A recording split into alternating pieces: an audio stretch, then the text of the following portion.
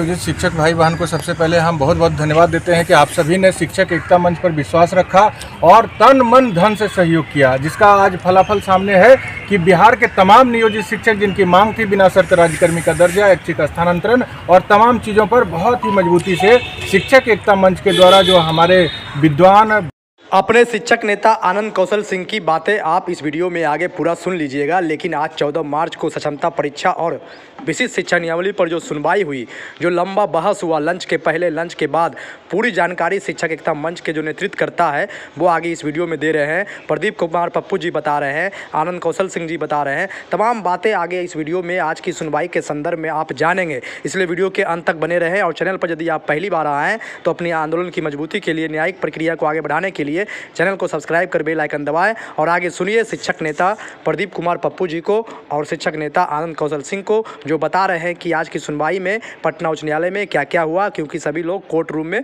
मौजूद थे। हमारे साथ है शिक्षक एकता मंच के प्रदेश संयोजक आदरणीय प्रदीप कुमार पप्पू जी, साथ में शिक्षकों के पुराने अनुभवी नेता आनंद कौशल जी और तमाम ये शिक्षक एकता मंच के प्रदेश स्तरीय जिला स्तरीय नेतागण हैं। आज लगभग सुनवाई 14 मार्च को देश के माननीय सर्वोच्च न्यायालय के अधिवक्ता DS नायडू, विद्वान अधिवक्ता अनिमेश कुमार के द्वारा माननीय उच्च न्यायालय पटना में शिक्षकों के पक्ष को मजबूती से रखा गया। फर्स्ट हाफ में लगभग 1.5 से पौने 2 घंटा और सेकेंड हाफ में भी लगभग 1 घंटा से ऊपर का दलील शिक्षकों के पक्ष में मजबूती से रखा गया विद्वान अधिवक्ता, वरिष्ठ अधिवक्ता DS नायडू के द्वारा। तो हम जानना चाहेंगे प्रदेश एकता मंच के प्रदेश संयोजक आदरणीय प्रदीप कुमार पप्पू जी।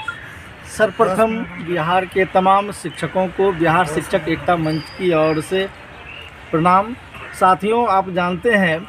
कि माननीय उच्च न्यायालय पटना में 13 तारीख को प्रस्तावित सुनवाई थी सक्षमता परीक्षा को लेकर, जो सुनवाई 14 को प्रस्तावित हो गया और सुनवाई भी आज हुई है। और शिक्षकों के पक्ष रखने के लिए हम लोगों ने सुप्रीम कोर्ट के वरिष्ठ अधिवक्ता DS नायडू, विद्वान अधिवक्ता अनिमेश कुमार समेत उच्च न्यायालय के वरिष्ठ अधिवक्ता, विद्वान अधिवक्ता दर्जन भर थे और उन्होंने जो देश के बड़ी अदालत से आए थे सुप्रीम कोर्ट के अधिवक्ता ने, उन्होंने शिक्षकों की बेहतर तरीक़ों से न्यायालय में पक्ष रखा और न्यायालय को बताने का काम किया कि बिहार सरकार नियोजित शिक्षकों को परीक्षा के नाम पर फिर विशिष्ट शिक्षक नियमावली लाकर किस तरह जलील और अपमानित करना चाहती है, उनके साथ धोखाधड़ी कर रही है। और इन शिक्षकों को जो बिहार सरकार का शिक्षक है उसके तर्ज पर उनके अनुसार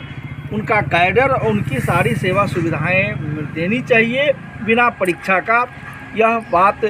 शिक्षकों के पक्ष को उन्होंने रखा है। अब सुनवाई कल पुनः होनी है और सरकार की तरफ से कल फिर बात रखी जाएगी। फिर शिक्षकों के पक्ष रखने के लिए संगठन जिस कोर्ट का जो आदेश होगा, जिस तरह का निर्देश मिलेगा, पुनः शिक्षकों के पक्ष रखते हुए इस शिक्षकों के पक्ष को मजबूती से पुनः रखा जाएगा। हमारे साथ हैं शिक्षक एकता मंच के अनुभवी पुराने नेता आनंद कौशल जी। आनंद कौशल जी, आज लगभग सर्वोच्च न्यायालय के वरिष्ठ अधिवक्ता DS नायडू जी और अनिमेश जी और पटना उच्च न्यायालय के अधिवक्ता के द्वारा लगभग शिक्षकों के आर्गूमेंट को पूर्ण कर लिया गया। शिक्षकों के पक्ष को मजबूती से जोरदार तरीके से रख दिया गया, जिसमें नियमावली 2023 को उन्होंने खारिज करने की बात दलील में रखी। तो कल पुनः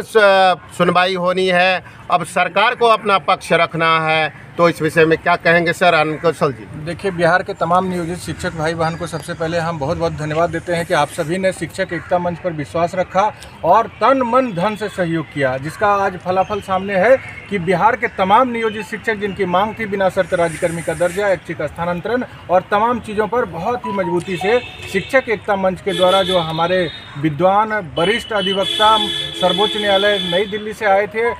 श्री DS नायडू साहब, जो पूर्व जज भी हैं, उन्होंने पटना हाईकोर्ट के माननीय चीफ जस्टिस के पास सभी बातों को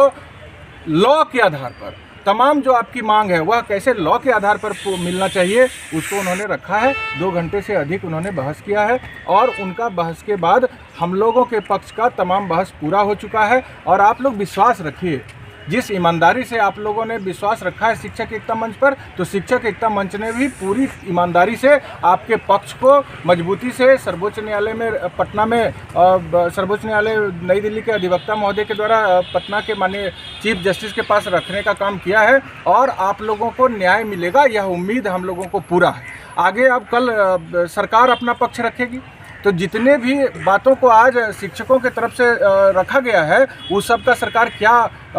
खंडन करती है, इसको हम लोग कल वहाँ उपस्थित रहेंगे और देखेंगे। कहीं से भी बहुत चिंता का बात नहीं है। हम लोगों ने न्यायालय में जो ईमानदारी से संघर्ष करने का बीड़ा उठाया था और बिहार के तमाम आप नियोजित शिक्षकों ने जो साथ दिया उसका फलाफल है कि आज हम लोगों ने बढ़िया न्यायिक संघर्ष को पूर्ण करने का बढ़िया से काम कर लिया है और कल सरकार रखेगी, कोई चिंता का बात नहीं है। जो भी लॉ आपके तरफ से पेश किया गया है, जो भी तथ्य आपके तरफ से पेश किया गया है उसका कहीं से कोई काट निकाला नहीं जा सकता है, क्योंकि जो चीफ जस्टिस थे वो हम आपके अधिवक्ता DS नायडू साहब से बराबर क्रॉस क्वेश्चन कर रहे थे और इन्होंने सभी क्वेश्चन का जवाब लॉ के आधार पर दिया है, तथ्य के आधार पर दिया है, एविडेंस के आधार पर दिया है और सारा सुप्रीम कोर्ट का जो जजमेंट आपके फेवर में था उसको भी चीफ जस्टिस साहब को उन्होंने उपलब्ध करा दिया है और बहस भी किया। इसलिए आप लोग धैर्य से रहिए, कहीं कोई विशेष चिंता का बात नहीं है, लेकिन आप सभी के समर्थन, साथ और सहयोग से ही यह मजबूती से नया न्यायिक संघर्ष को शिक्षक एकता मंच के संयोजक आदरणीय प्रदीप कुमार के पप्पू के नेतृत्व में